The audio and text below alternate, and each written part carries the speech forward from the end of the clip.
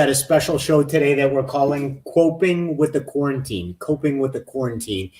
We have two guests that were delighted to join us today. We have Dan Hebriart, who is the president of the Forest Preserve District of DuPage. Is that the correct title? I always feel like it's so wordy.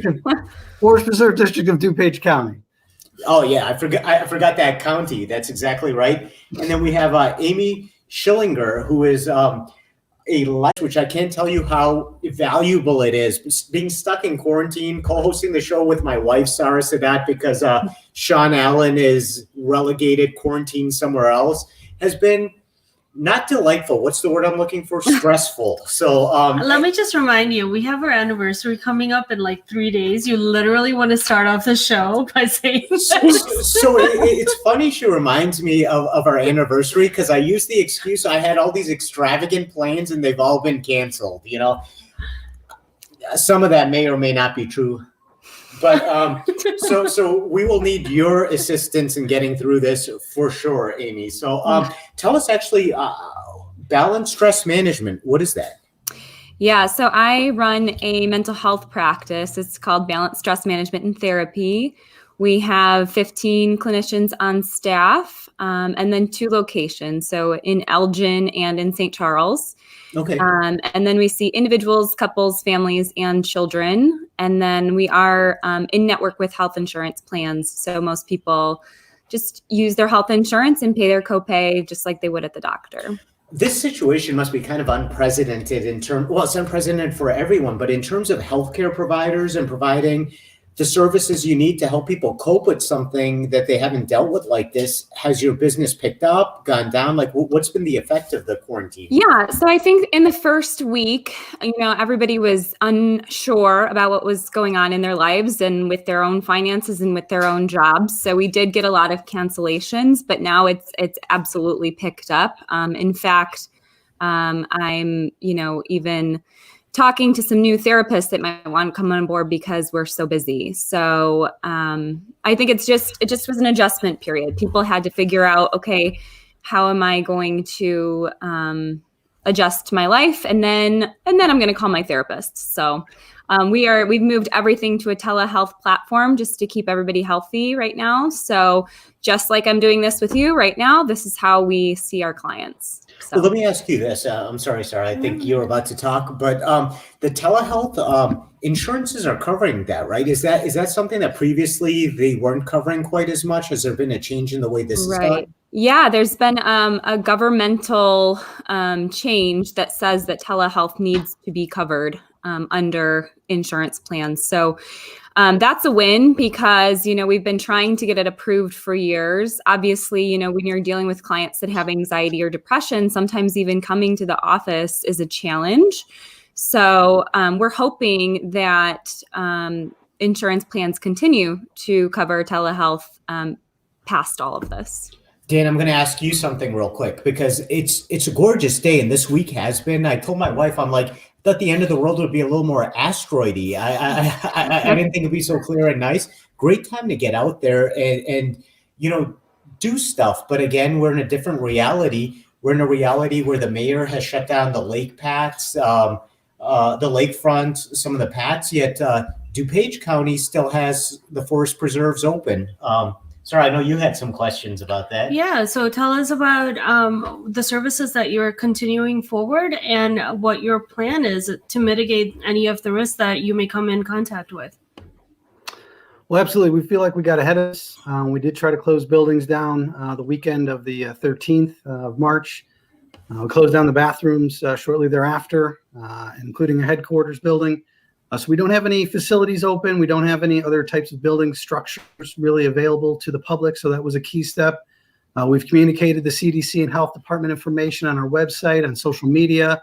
We've posted it at all of our forest preserves. So we're really trying to get that message out that everyone's getting the same message, hopefully, about social distancing. What we do have open is nearly 26,000 acres. And it's pretty key right now that we are 1/8 of all the property in DuPage County. Because for people's mental health, we want them to get out. Mm-hmm. If they're able to walk in their neighborhood, if they're able to walk in their, yard, that's great. If they don't have a yard, they don't have a great neighborhood for walking. we're their outlet. And even some people who just feel a need to connect with nature, to get out there. So that's the exciting opportunity we're having for people right now and able to give them. We've closed down our recreation areas. We don't have anybody using our archery areas. We don't have anybody using our golf courses.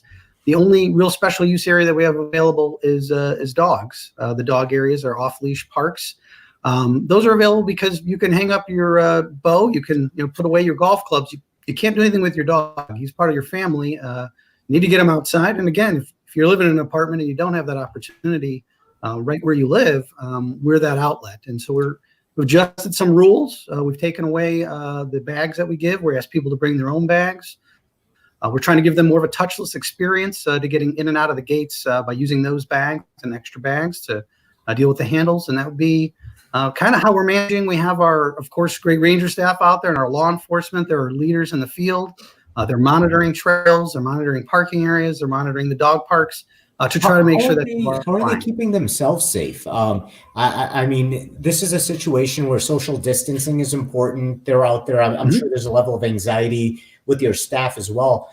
And not just physically though, Raza, right? It's the more the mental impact of it, right? When you're out there as somebody who's providing a service, you're doing that out of not only just a paycheck, but just out of the goodness of your heart. So there's a different morale that kind of comes with it on a regular basis. But under these circumstances, you guys are seeing it first and foremost with the stress, the anxiety, the people that are visiting and how they're portraying themselves. What's the environment like out there? Yeah, and actually, after you answered, Dan, Amy, I want you to weigh in on this because I'm sure a lot of the essential workers feel that level of anxiety. They have to go out there, they have to conduct their work, but they're under this level of stress. So Dan, let's start with you. Amy, let's talk to you after, and then let's have you guys dialogue as well. Dan. Well, one of the things we've been working towards, and I'm sure Amy's heard of this, is Nature RX. And so we do believe that it's a huge, important, essential public service that we're offering our residents. Absolutely, we're concerned with our staff. We've been listening to our staff. We've been making adjustments. They have all the proper protective equipment. They have trained over the years to deal with bloodborne pathogens and other things.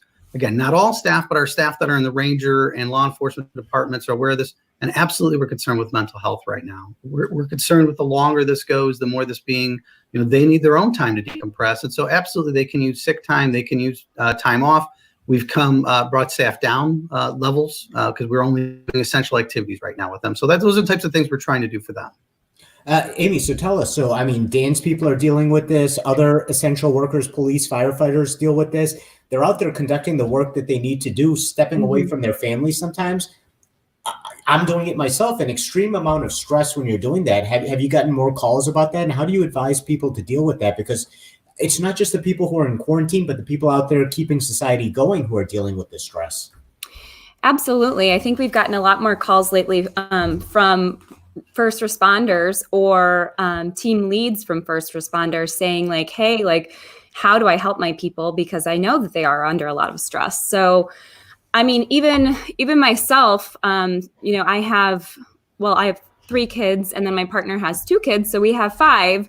So seeing clients from home some days is not really an option. So I'm going to my office by myself and doing telehealth.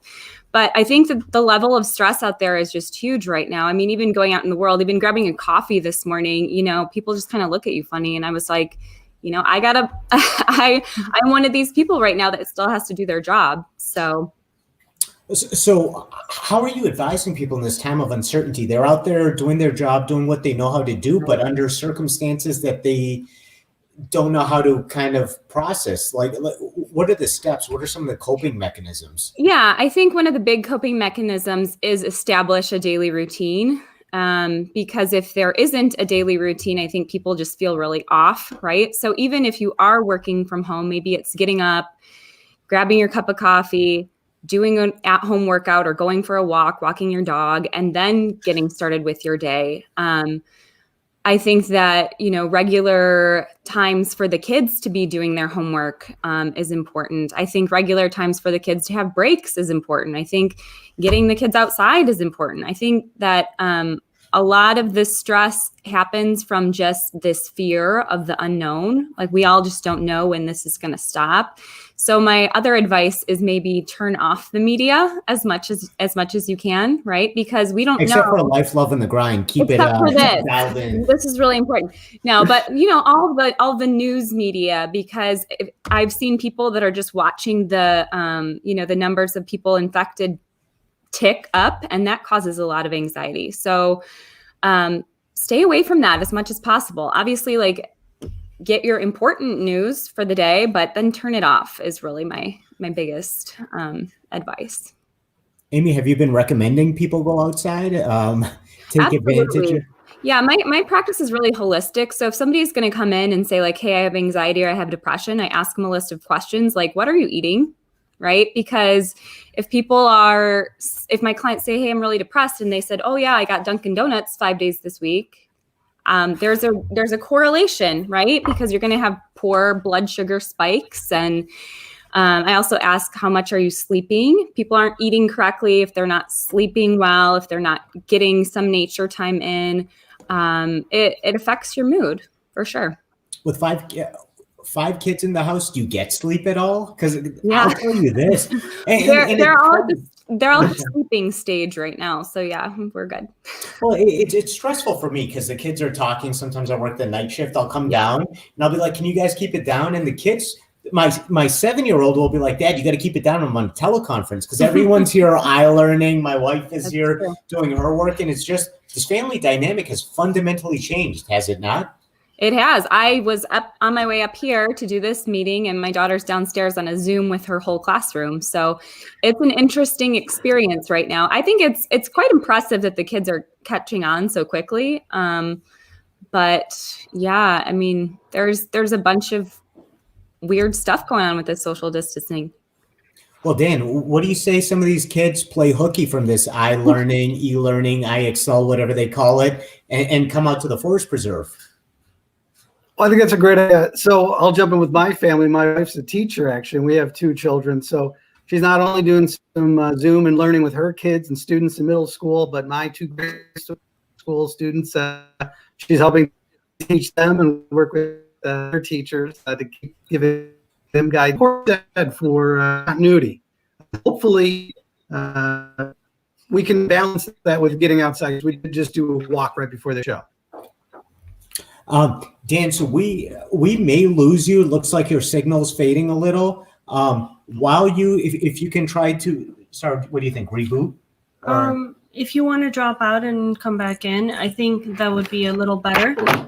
Let's try to go ahead and do that. And again, I'm going to be troubleshooting live. That's why we got an IT person on this show. Yeah. And it's one of those situations we're all learning how to reinvent our lives, reinvent our processes. And this is part of it. I mean, this is technical things that we have to solve on the fly. But before I lose you, Dan, I know you're moving to a location with better Wi-Fi. I do want to ask you some of the tough questions too. Can you hear me? Yes. Right when I ask the tough questions, he can't hear me. So here's some of the tough questions I have. Mayor Lori Lightfoot out in Chicago closed the lakefront, closed the trails, the beaches. As we know, walking, running, bicycling, all still allowed under the stay-at-home order. But here's the thing. She said there was a risk in congregation.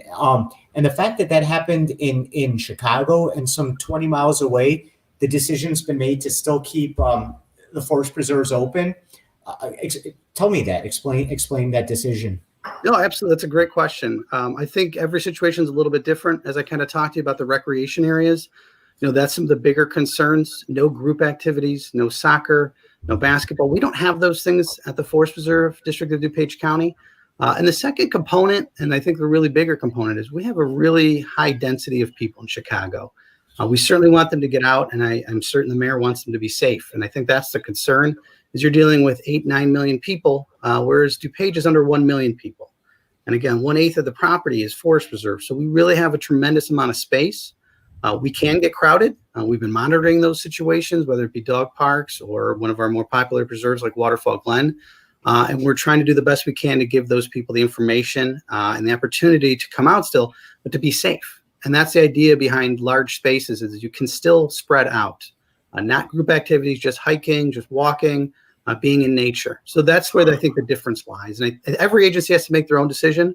I've talked with my board. We're in agreement about keeping these spaces open. I've talked with the county chairman. He's fully with us. And I've talked to the president of the Senate briefly. And I think that was what he heard as well, is that we do want to keep these spaces open as long as people are really practicing social distancing. How are these decisions made? Who has the final call, and how quickly can a decision be made one way or the other? Well, so myself and the board have the call right now. What we heard from Governor Pritzker and Mayor Lightfoot was that these were decisions that were made at a local level, meaning that was Mayor Lightfoot's call on the closures, not Governor Pritzker's. So it is our call. My call as the president and with our board members. I have 6 board members underneath me. We'll make that call as needed. We work with staff. I'm in direct contact with our executive director daily, having conversations. He's talking with all of the directors. And again, we're listening to our staff, and we're trying to adjust and do the best we can to keep people safe, to keep the staff safe. But again, we do want to keep these spaces open. Ultimately, it could be, Governor Pritzker's or President Trump's call. But at this time, it's in our hands, and we have no plans to close anywhere.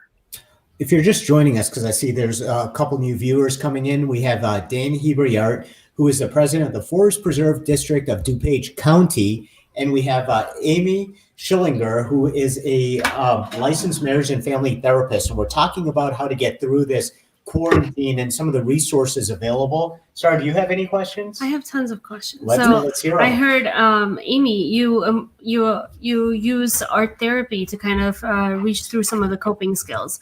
And one of the things that I found really useful during this time is to just go ahead and build out new canvas boards and start painting. Can you speak a little bit to how art therapy and the whole mind and the aspect behind it, and how we can really use it on little kids, or actually ask them to kind of help contribute to this? That's one of your pieces, isn't it? Yeah, it is. Cool. Yeah. So art therapy is more about process rather than product, right? That's the best way I can explain it, is that unlike taking an art class and you have a finished product and it's supposed to look like XYZ, art therapy is process oriented. So it's about being able to express your emotions through art materials. It kind of is in conjunction with play therapy with little ones, right? It's much harder to have an adult pick up a paintbrush because everyone has this sense of, well, I'm not an artist. I can't do this, right? I can only draw stick figures. But I would encourage you, like you obviously paint, which is awesome. I would encourage adults to just give it a try, right? Because if you think of it as self-expression rather than, it needs to look like this, it can be a really good way to kind of relieve some of that stress and anxiety. Yeah, so taking it into the forest preserve, right? What are the uncharted territories? Like, what are the hidden gems of the forest preserve that, we should just let loose and go out there and explore? Well, if they were hidden and I told you about them, they wouldn't be hidden any longer. Now, would they, Sarah? So it will be newsflash on Life, Love, and the Grind. This All is right, give our listeners a little something. We got 16 people currently watching. Tell them a secret that their neighbors and friends don't know. Sure, absolutely. So I want to touch on what Amy hit. We do believe in the art component as well. That's a big part of our Maze Lake Peabody Estate. We do have art classes there, a photo club. And we do have beautiful pieces to view there. So when that opens back up, we hope people will get out there because we do think it's important. Unfortunately, now during the quarantine, we're not able to do that, or during the stay inside edict. A few different spots that I'd like to recommend. Everyone knows Waterfall Glen. A few people know Oldfield Oaks. So it is right at the edge of Darien, more on the Lamont Road side, just north of I-55. It's about 120 acres. It does have 2 miles of trail. So it's a beautiful spot. Right next to the Morton Arboretum, which is a very popular spot many people know about, is Hidden Lake Forest Preserve. And that's got a couple miles of trail. And it's a great forest preserve to go out in the spring because it's wide open. You get some beautiful views, some birding. So those are a couple great spots. But again, you're going to have 60 different forest preserves to pick from. And so I'm not sure if I should give them all away, but last one, if you're up north and you want to go check out the preserve at Oak Meadows, So that is one of our golf preserves. And we have 3 golf courses, and that's truly a golf preserve because we just put a really beautiful revamp into that. And when I say that, we fixed up the property, not just the golf course, but we did a 1.5 river cleanup. So it's really a beautiful meandered stream now, the Salt Creek. Digs a ton more flood capacity. And really, instead of other golf courses where you have just grass on the sidelines, we have beautiful native plants. And so that is not open for golf, but right now it's open for hiking. So if you want to go through there, we have trails through there. I want to say about 5 miles. So it's a great place to go visit. Yeah, that's, again, the native plants, the things that you guys are doing outside on the forest preserve area. It's really cool. Again, just bringing it back to some of the things that we're experiencing, not just with kids, not just with our work, financial aspects. Well, let's keep it real. Quarantine. Let's keep it No, I real. mean, like I Let's said, keep it real. quarantine Look, has the really quarantine- taken a toll It's on like taken married life, a right? toll. I mean, the children are here. I love Sarah, but she's always here. What do we do? I mean, and I know that this is not a unique situation. I'm hearing this from coworkers, friends. I see right out my window right now, a couple of people are walking, a married couple that I know who are walking on separate sides of the street because it looks like they've had too much that family time. How do you cope? Here's the thing. How do we get through this as a family dynamic to come out stronger, but also enjoy each other's company? Because it's not natural to be confined in such a small space for so long. Yeah, I mean, you have two walks of path, right? You have the first one where there's going to be tons of babies born in 9 months from now, right? The other aspect is you're going to have an escalated People walking on separate sides of the street. or filing for divorce, or God forbid, we have victims that are going, or survivors, domestic abuse survivors, right, that are going through these channels where they don't have the resources to just get up and leave and go find that safety and that shelter. What's the advice to that? That's a good point. What is? Yeah, I mean, how can we deal? we are shelter in place right now, right? But that doesn't mean that you have to be in an unsafe environment.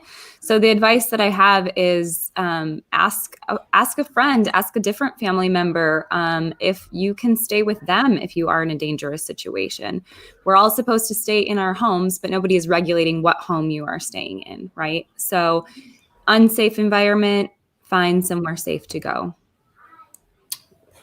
No, that's absolutely true. But also some of the hotlines like Family Shelter Services, as well as other domestic abuse prevention hotlines, are still open and available. So there's somebody always on the other side of the call. I know unemployment office calls, the staff is very tasked and told, but the shelter services for family and domestic abuse prevention victims, those are basically run by volunteers. So the volunteers are the ones that are going to be answering your calls and routing them to appropriate social workers. Yes. There are numerous other organizations that are just doing The governor- safety yeah. and well-being checks. The governor had spoken about, I believe it's serve.illinois. Going to be in a situation when he comes back, because at some point I'm going to ask you guys to ask a question of each other to learn about how you can both improve your processes, and he's going to be kind of a little off guard when he comes back. But Sarah, I'm sure you had some more questions as well. Yeah, I know. What is the aspect of, we talked about just being safe in a safe marriage. But what are your kind of guidance, or maybe some kind of a framework for married couples? I know you said wake up early, set up a routine, set up a structure. But when two individuals that have pretty much had a competing shift, right, that are still logged into the same house, how do you go ahead and work with each other? And then throw in 3 kids. Respect each other. Right. Throw in a couple kids. Again, I think that just setting expectations before the day starts is always really helpful, right? So if you have a really important conference call that you need to be on, you need to have that family meeting at the beginning of each day and just say or the night before, again, structure. So, hey, this is what my day looks like today. What about yours? What kind of things do you need me to cover while you're on your meeting? What is your expectation of me when I'm with the kids? So that partners don't have this this fight over who's doing what, right? Because especially in a household where we have 2 parents that work outside of the home, taking responsibility for the children during your workday is what's causing a lot of clash. It's those grilled cheese sandwiches, I tell you, that cannot be like combined into 1 hour, right? One kid wants it at 11 o'clock. The other kid wants it at 12. And then this major kid over here wants it at 1 o'clock. We're losing you. I can't hear anything coming from this screen right here. Your signal It's that is weak. regimen. It's that structure. So yeah, you're absolutely right. Putting that structure back in place. But more importantly, as the schools are kind of going through, and ours are pretty much closing up for spring break, we're losing that structure and we're losing that aspect of our life, right? We're not going to have as much as a structured check-in that we used to have with Zoom meetings. What can we do in order to keep ourselves busy and kind of keep ourselves structured? Yeah, I mean, if you do not have as full of a workday as you would normally, right? Because a lot of people don't, because there's not as much business going on. Find other things that can keep you occupied. I mean, there's like really funny memes out there about like parents that have children at home, and then people that are single and do not have children at home, and what they can do with their time. But really, I mean, your kids are not going to die if you read a book or if you walk your dog or whatever. So I think it's also a good time to just kind of get back to maybe some of those things that you used to do when you had more time. Yeah, and if I can add in on that, I would say, kids can do more chores right now. They have more time and they're able to do a little bit more family, give back. It doesn't have to be just for the kids. So many times we're scheduling our lives around our children's activities. And this is a time to, I think, include them in previous activities that you enjoy, to give them that exposure, but then include them in the daily chores, of your household, and maybe some yard work coming up here in spring, and catch up on those types of activities. Guys, it looks like we had a surge of new viewers coming in. So I want to tell everyone who we are joined by. We're joined by Dan Hebriart, who's the president of the Forest Preserve District of DuPage County, and Amy Schillinger. I got that right, Amy?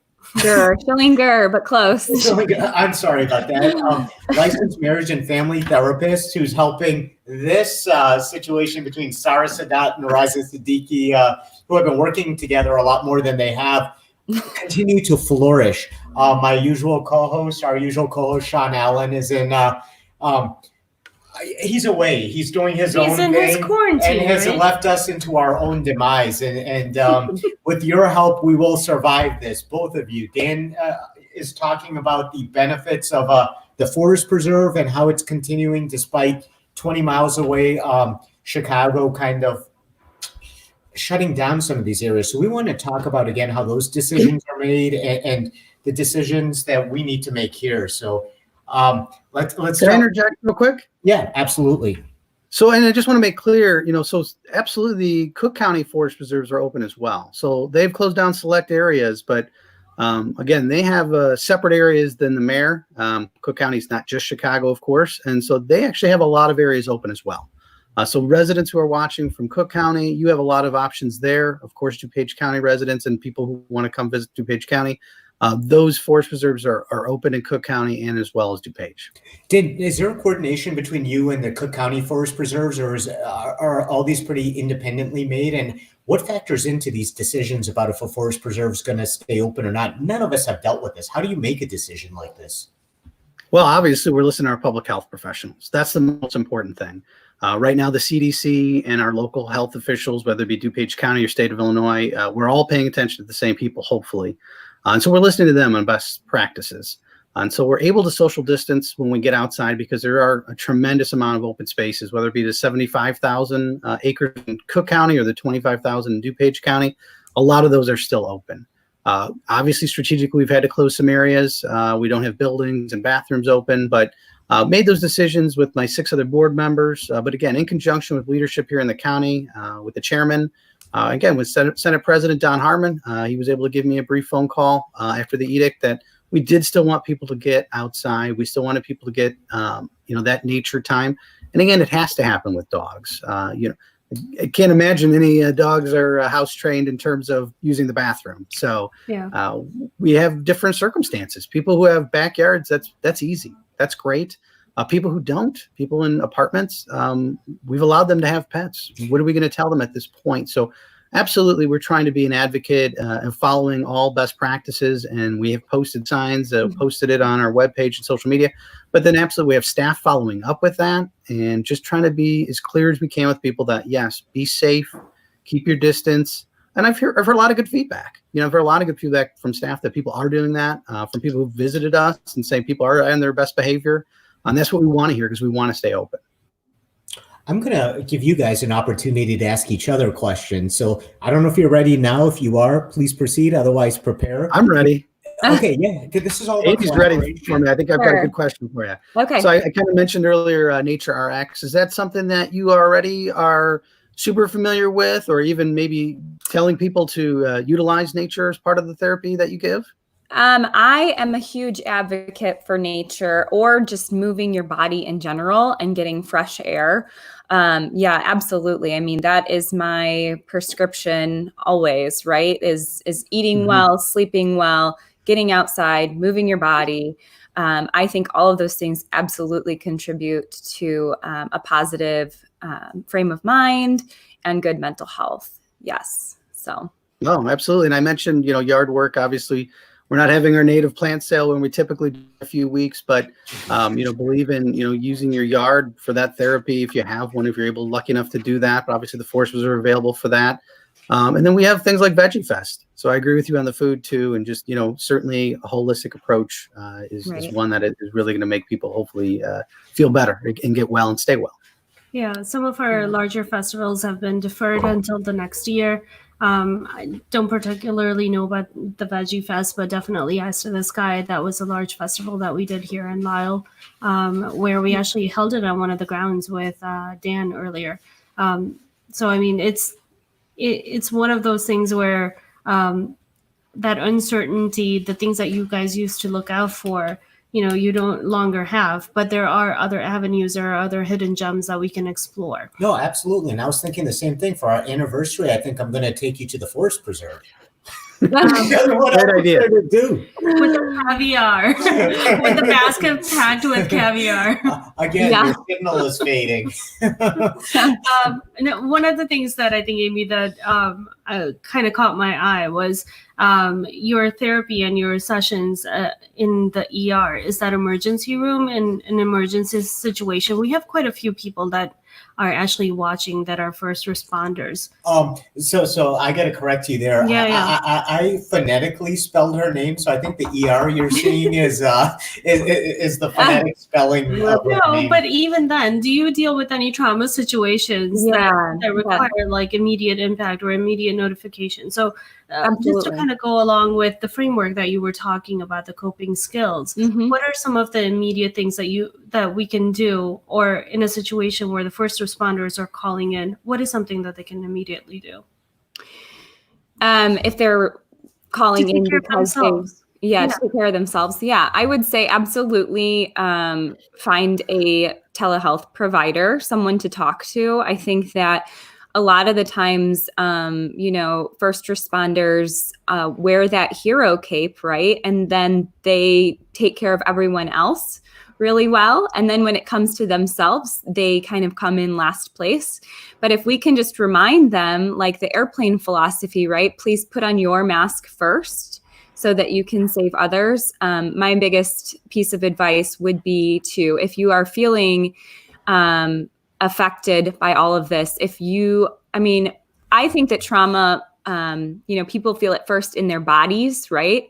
So if your body starts to shut down, like you're not sleeping, you're not taking care of yourself, maybe you're drinking too much, maybe you just feel like sick or tense, that's a good notification for you to seek out help. I do this therapy called EMDR, which is the #1 treatment for trauma. And it is amazing especially with first responders. I've worked with a lot of vets. So, what does that entail? Yeah, what is EMDR?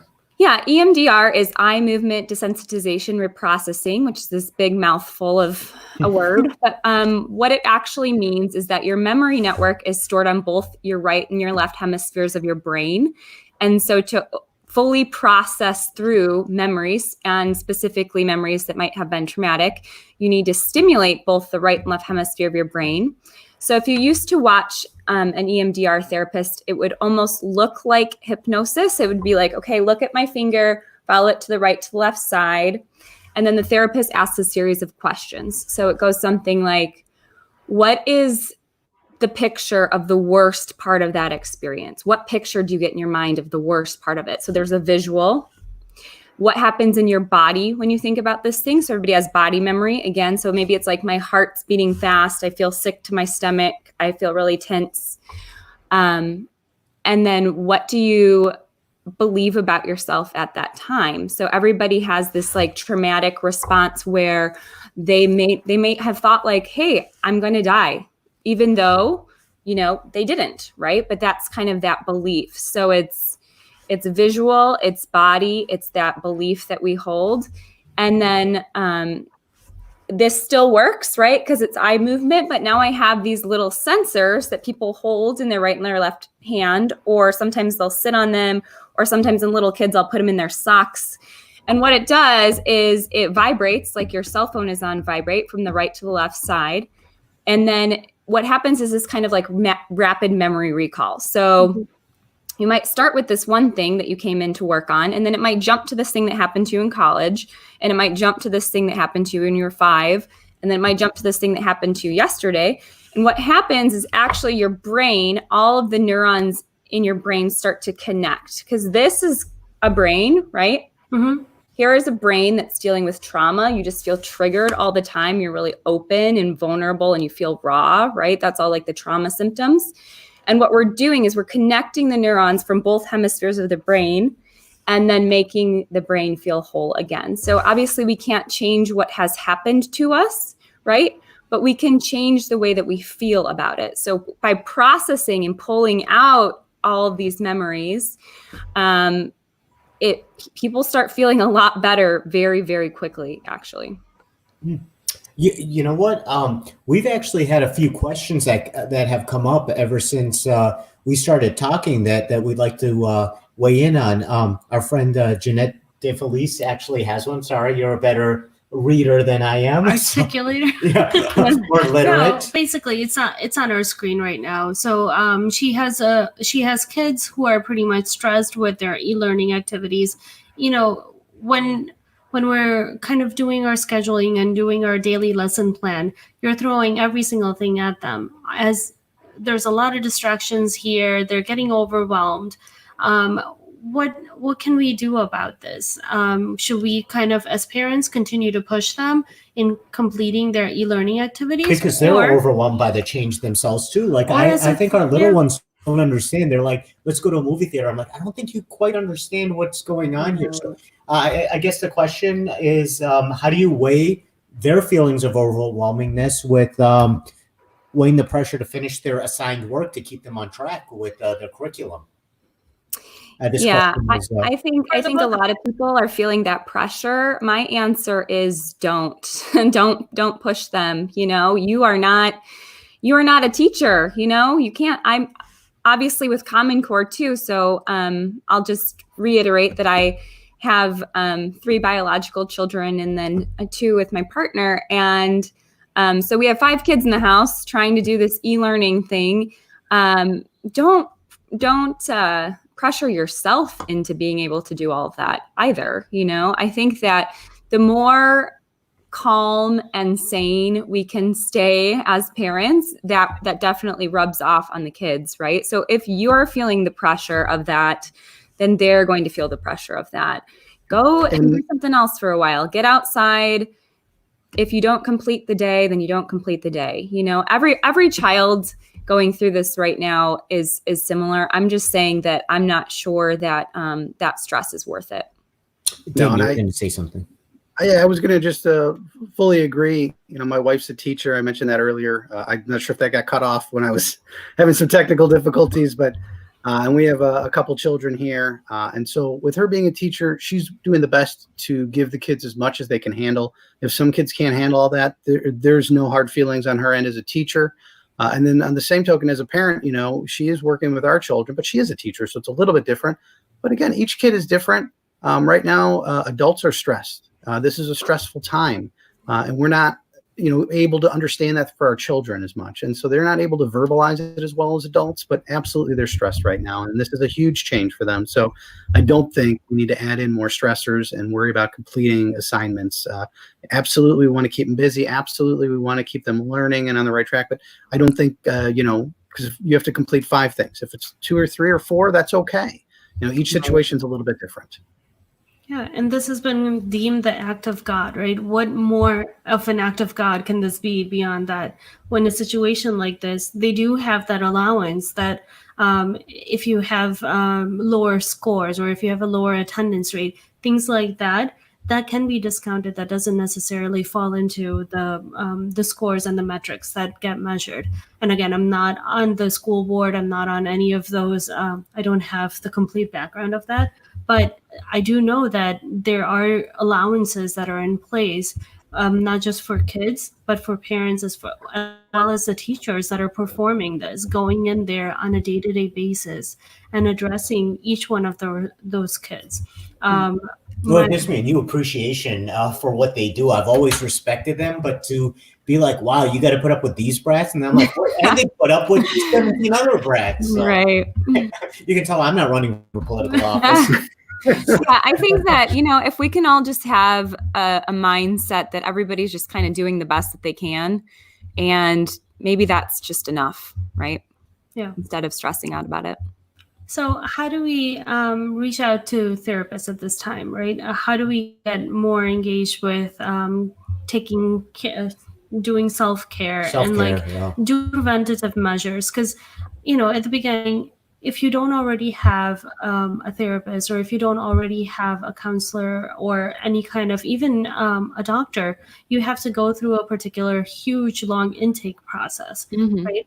With the demand that is out there right now, what's your suggestion?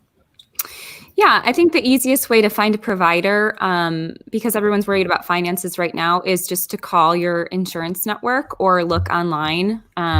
There are many, many mental health providers that do accept health insurance and are in network. I think that's kind of the biggest unknown is people are just like, well, I don't know if it's going to be covered. That's kind of the homework that you can do. Also, Psychology Today is a good resource. You can find a therapist in your area. There's a search bar. Again, though, everybody is moving to telehealth, or most people are. Some people are still seeing clients in office, but now there's an even wider ranging network of therapists, right? Because before you might go to the one that's in your town.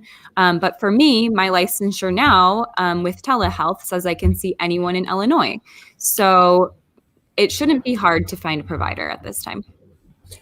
You know what? I'm going to ask a question because I noticed Sarah reading my notes. These are my notes. But I want to ask one thing to both of you. We're going to start with you, Dan. How do we leave this time when this is over feeling like we made the most and the best of this time with our family and didn't let all the stresses and the worst of us come out as we get through this? How do we look back and be like, we went through hell as a society, but we got this time with our family? Because so many times when things are great, we always say, oh, I wish I had more time with the family. Now we're being forced to do it. How do we make the best of that? Well, and I think it's kind of what we've hit on through this whole show. Don't put too much pressure on yourself for any one area. We're all doing the best we can. Everyone's different and dealing with different challenges. But as you mentioned, we wish we could do these things. Now is the time to maybe get that house project done in terms of a cleaning project or a yard project that you're able to accomplish on your own. Include the kids, include your family as part of that process and project. Whether it be planning the project or doing the project, they can all have some kind of part and role. And I think that's important right now. And then furthermore, I think, and as I've said already, nature is so important. And I don't want to say we take it for granted, but it can be very therapeutic. So include your family in a nice walk on a trail, take a minute to sit under a tree, take this time where we have extra time and really try to enjoy a moment and relax and breathe. And I think you're going to find that at the forest reserves. Yeah. We've been doing family workouts at my house. It's been interesting. The kids will do it for like 5 minutes and then mom and dad will Right. complete it, but at least, you know, we're giving them the message like, hey, this is important for you to take care of yourself and be healthy because it'll help your brain, you know. Our dogs are really happy. They're going on more walks than ever right now, right? And Did you see that meme out there, Amy? The one that basically says, dude, I just went out for a walk 2 seconds ago. Why are we going out there again? yeah, because I That need was to from get out the- of my house, right? And that was me and her, and that was me asking her.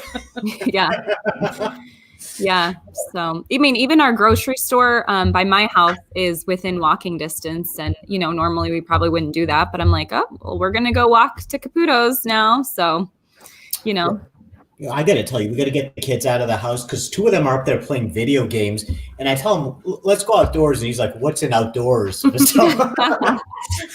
Fail.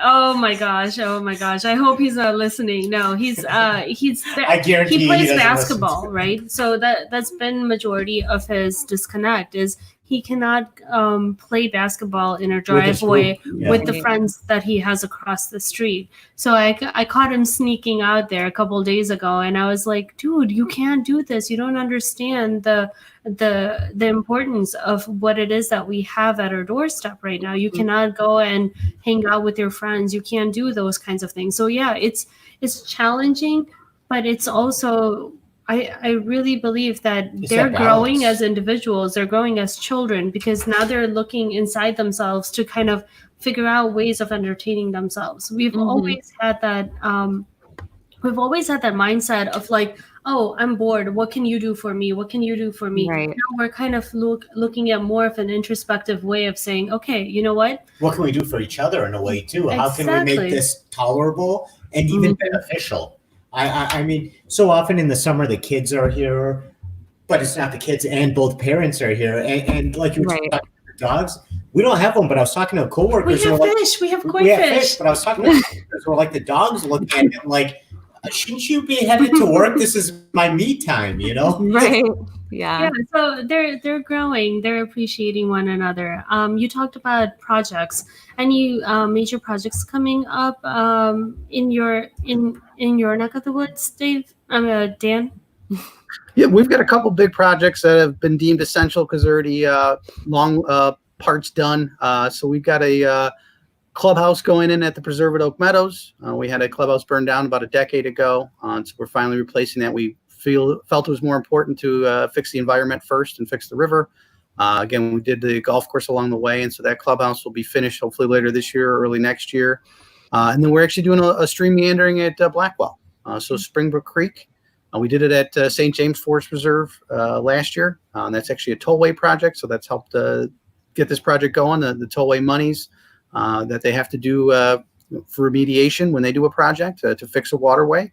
And so we're doing it at Blackwell. So if you look at our website, you'll see the project moving along. It's a great project. It's really going to improve the habitat and the water quality. So that's a fantastic thing. And again, you guys can drive out and take a look at that area. You can drive out and take a look at the clubhouse project. So, you know, going for a drive right now is not a bad idea with the family if they're being good and being in the car and you guys don't mind a little bit of that time. But those are a couple of the big projects we're still able to do with the essential work happening. Just a reminder to our viewers who just joined, DuPage County Forest Preserves and Cook County Forest Preserves still open. And if you need to get out there, now's probably the time to do it. It's somewhat beautiful out there. I see people walking while I roped Sarah and you guys into doing this podcast with us. But thank you both for joining us. And just a reminder to everyone who's watching. Well, let's just make sure that Amy. How do people get in contact with you? I mean, that's how do we a send- good point. thank you, Raza. Sure. Thank you. So- Not my first rodeo. If you have enjoyed having me on the show, you can get in contact with me. We have a Facebook page. It's Balance Stress Management and Therapy. Also, you can look at our website, which is www.balancestresstx.com. Or, if you're looking for a therapist, the phone number is 847-450-0524. Let's get that information from you. Text it to us too, so we'll put it on the post and make sure everyone has access to that because I'm sure you're going to be busy as this develops. Sarah, before I cut off anymore. No. The only other aspect is I'm looking forward to some of the projects that are coming through. And Amy, if you have anything else that's pressing that you can advise our viewers out there during this time, I would really appreciate it. Please take 2 minutes and guide us or navigate us through some of the so unprecedented times. I think that the biggest mind shift, right, during all of this is to try to see the good. If you do end up following my Facebook page, every day for the past couple of days, I've been posting some of the good things that are coming out of all of this, right? I mean, we're seeing that maybe the animals have some more space to move around, right? I mean, we've seen pictures of the canals in Venice looking a lot cleaner. Mm-hmm. So nature kind of gets this like reset right now, which I think is kind of amazing. Look at the videos of the people singing off their balconies in Italy. See what it's like to witness maybe a grandparent that has never done a Zoom meeting with their grandkids before do that. Really try to value a lot of this time that we get with our kids. My biggest piece of advice is look for the good. Turn off the media that has a million opinions about the virus, and maybe just, think about the good stuff that's happening. So, I mean, even like, I have a bunch of friends that have kids, obviously, and they're teaching their kids how to cook, or they're, we keep talking about walking the dog more, but really just like in those times of stress, that's kind of the mental mind shift that needs to happen. Not like, oh my gosh, I wish I could do this and I can't do this right now. It's what good is happening here right now, right? I mean, I was even watching this TV show the other day and they were bowling, and I was like, oh man, I wish I could go bowling. And I'm not a good bowler at all. And I don't actually really like bowling. I think that it's just that I can't right now, right? Yeah. So like catching yourself when you have those moments and just think about like maybe focus on what you can do. Yeah. Amy, be patient with one another. Oh, absolutely. And Amy, I like what you said about cooking and whatnot, because I haven't told Sarah, but Life, Love, and the Grind is taking another angle too. I was thinking about this last night, and she's a great cook. So we're going to put her in one of these boxes, and a bachelor who's in quarantine, and she's going to teach him how to cook. And it's going to be a reality show that you've never seen. It sounds like you've just been signed up for something that you weren't. Maybe new reality shows come out of this quarantine, because there's a lot of possibilities in thinking outside the box. Right. So now that I signed you up for that, and actually, I also like how you reminded us that neighborhoods are singing to each other. Because for my anniversary, I'd like for you to serenade me from this group. From the soup, I think that will definitely keep people inside their homes in soundproof locations if I started singing. Final thought from both of you before we run, because we're running out of time here. One thing I do want to remind our viewers and listeners is that we have our radio show, WCPT 820 Life, Love, and the Grind. And we'd love for you guys to join us, call in for that as well, because we really need to get this information out as we all get through this time. Now, who's going to be on it next this Sunday? So it is going to be Dan. You're gonna come in, call in, tell us more about this situation. Nosheen Haidari is gonna come. Who is a therapist? I don't have my notes for next week's guest. Again, we're gonna do another coping with the quarantine kind of session going into Sunday. I don't think that we could do as many of these as we can. No, but we do have some good guests. We also have Andrea Metcalf coming up to tell us how to stay healthy from within the home confinement. So we had a couple other people, and I can't remember the. So again, taking care of your mind, body. We did a whole series of taking care of us financially. We'll probably do a return on something like that, kind of coming in, but. The rest of you guys that are out there, if you have any ideas or you'd like to see more information or more series. And what you want to teach Sarah to be teaching Sean to cook, make sure to comment that as well, because. All right. So Dan, final words from you before. Yeah. Go ahead. I was just going to say, absolutely. I mean, as we've hit on all hours, take care of yourself right now. There is a lot of stress. There's a lot of things that this was never anticipated. So I think you'll find a little bit of solace in nature. So come visit a forest preserve. Awesome. Yeah, and my final thought is that if it does feel overwhelming, act on that. You know, call a therapist, get connected, call a friend. Don't let it overwhelm you, and really just accept help. So. Fantastic. Thank you both so much for joining us and giving us an hour of your day. Really appreciate it. And thank you guys for all watching and listening. We love you. We love the questions, the interactions. We'll see you guys, WCPT, 8:20 a.m. On Sunday, 3 o'clock. Thanks for having me. Thank you. Thank you, Thank guys. you, everyone.